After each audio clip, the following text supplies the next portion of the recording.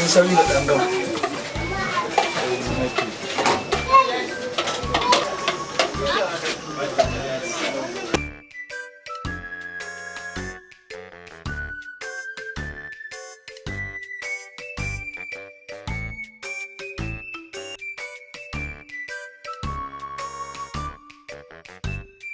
Ga zuwa alaji.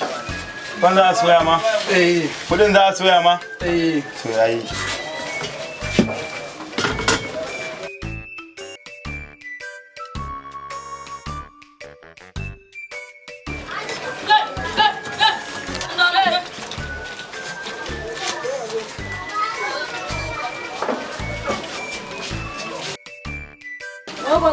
Dawa alaji gashi.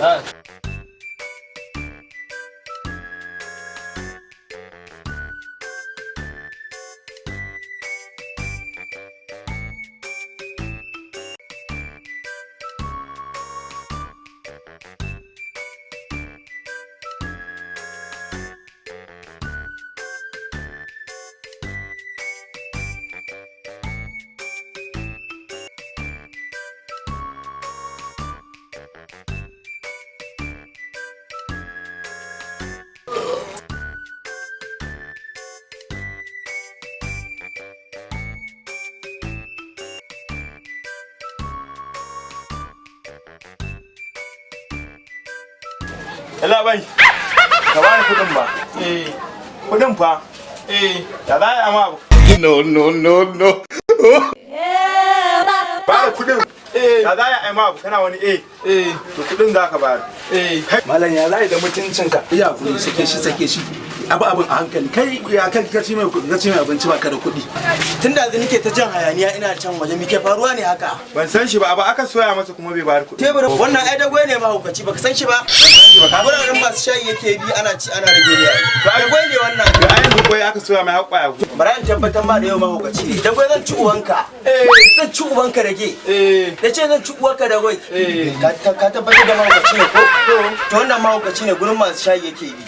Kudin ka sai dai kai hakuri. Allah ya isa kudi na. Kai dai yanzu kaga mun je guraren mai shayi ka ci ka koci da kwai. Ni ma ka san dai me ke faruwa ka mun je gurin mai shayi ka ci ka koci da kwai.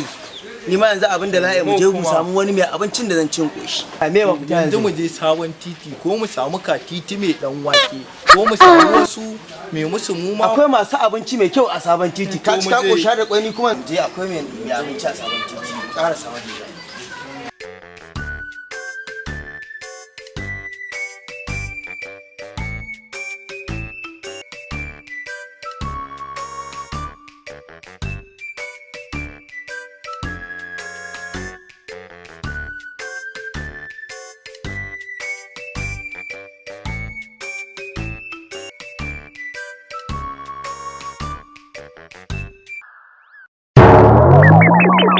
Subhanallah.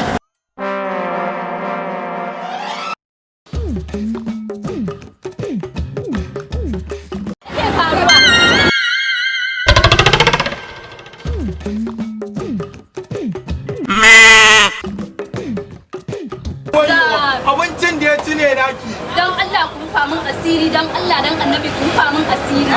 Yanzu da kuka zo cin abinci nan, ku ce a waje na ya zo ya Wannan munafikin Allah ta'ala ne. Ku ba ku ka ci kwai ta zuba guda biyu gurin mai shayi. Wannan